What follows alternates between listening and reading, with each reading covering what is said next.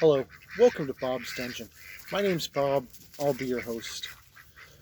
Over the years, White Wolf Publishing put out a lot of different material and content for its books in the World of Darkness.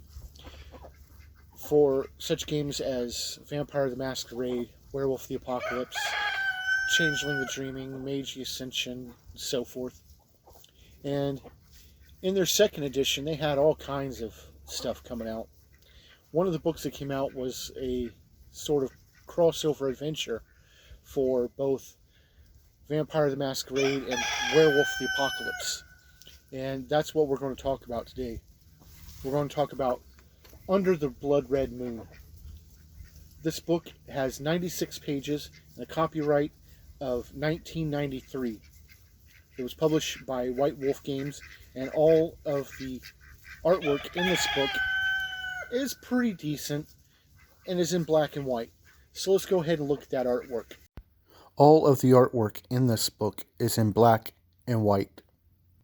And the artwork is really good, even if some of it is kind of comic bookish. And some of the art does show scenes of violence and gore.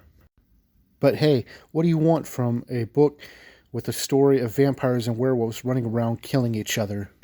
To use this book, what you're going to need, of course, is a copy of this book and a copy of the Chicago by Night book, so you can have a better detail of the locations and places and things that are going to be mentioned here. Not really needed, but very, very useful.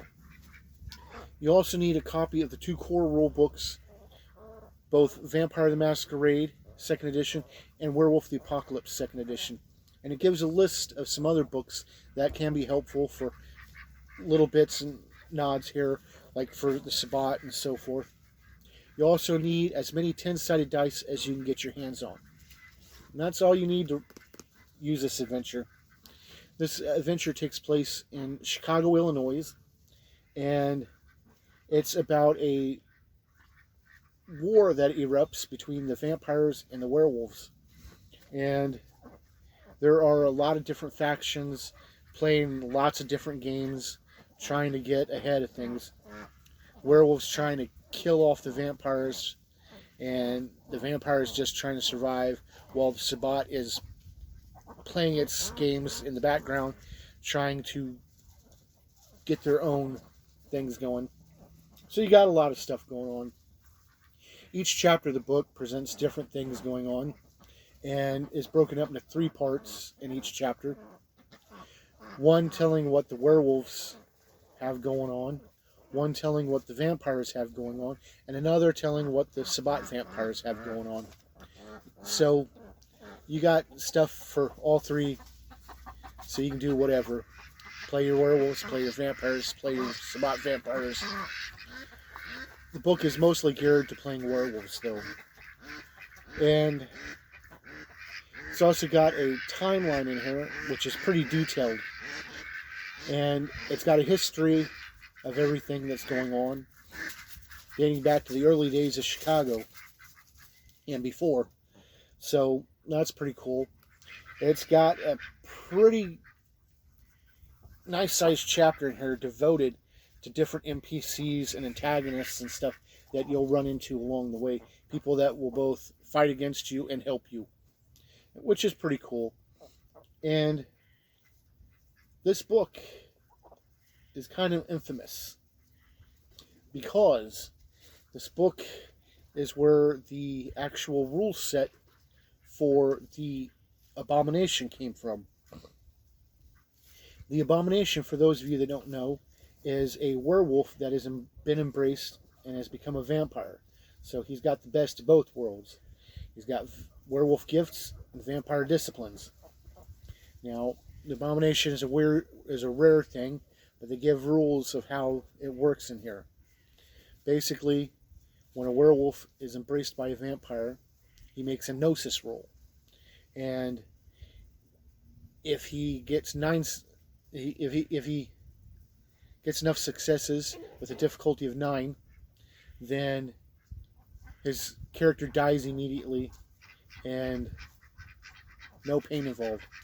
If he fails the roll, He dies over the course of several days, extremely painfully, until his heart explodes. However, should he botch the role, then he becomes a abomination, a vampire werewolf. And it gives the details of how they function. Basically, like I said, they get both access to vampire disciplines and werewolf gifts if they can find anybody to teach them new ones. They keep their old ones, but they have to find someone that's not willing to kill them.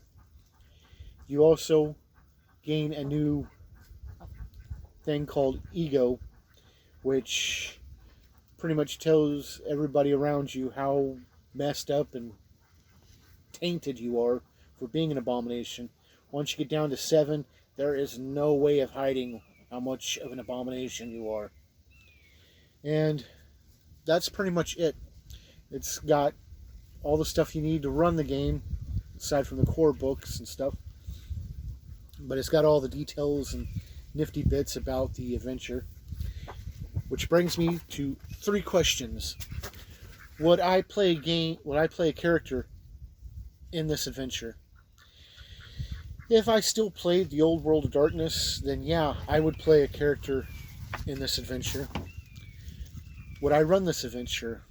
Like, once again, if I still did old World of Darkness, I would very much be tempted to run this adventure. Would I recommend this book? And if you're still playing the old World of Darkness, then yeah, I'd recommend it. It's pretty good. It's got all the details laid out for you, the whole storyline, so it's pretty easy to use and run. And that's pretty much all I got to say for Under the Blood Red Moon. Thank you for joining me at a look at this book, and hopefully you join me next time where we'll talk about something else. Bye.